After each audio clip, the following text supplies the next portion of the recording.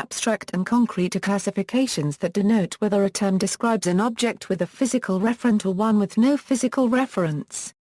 They are most commonly used in philosophy and semantics. Abstract objects are sometimes called abstracta and concrete objects are sometimes called concreta. An abstract object is an object which does not exist at any particular time or place, but rather exists as a type of thing, that is, an idea, or abstraction. The term abstract object is said to have been coined by Willard Van Orman Quine. The study of abstract objects is called abstract object theory. In philosophy, the type-token distinction identifies physical objects that are tokens of a particular type of thing. The type that it is a part of, is in itself an abstract object. The abstract concrete distinction is often introduced and initially understood in terms of paradigmatic examples of objects of each kind. Abstract objects have often garnered the interest of philosophers because they raise problems for popular theories. In ontology, abstract objects are considered problematic for physicalism and some forms of naturalism. Historically, the most important ontological dispute about abstract objects has been the problem of universals. In epistemology, abstract objects are considered problematic for empiricism. If abstracta lack causal powers or spatial location, how do we know about them? It is hard to say how they can affect our sensory experiences, and yet we seem to agree on a wide range of claims about them. Some, such as Edward Zalter and arguably, Plato in his theory of forms, have held that abstract objects constitute the defining subject matter of metaphysics or philosophical inquiry more broadly. To the extent that philosophy is independent of empirical research, and to the extent that empirical questions do not inform questions about abstracta, philosophy would seem especially suited to answering these latter questions.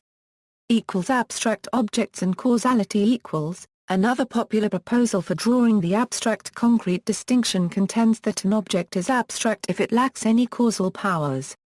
A causal power has the ability to affect something causally. Thus, the empty set is abstract because it cannot act on other objects. One problem for this view is that it is not clear exactly what it is to have a causal power. For a more detailed exploration of the abstract concrete distinction, follow the link below to the Stanford Encyclopedia article. Concrete and abstract thinking. Jean Piaget uses the terms concrete and formal to describe the different types of learning.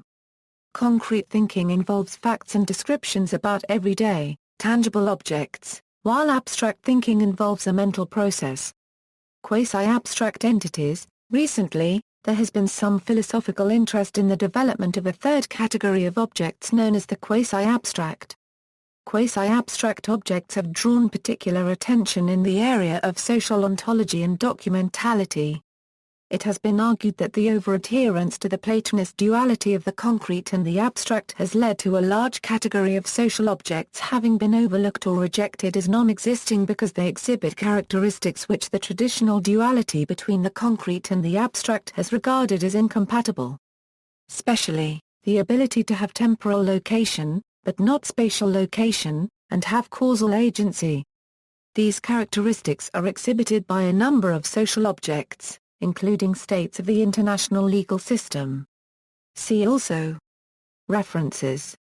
External links, abstract and concrete entry in the Stanford Encyclopedia of Philosophy, abstract and concrete at Phil Papers, Nominalism, Realism, Conceptualism, Interface, from the Catholic Encyclopedia, Abstract versus Concrete in Writing, From Writing for Results,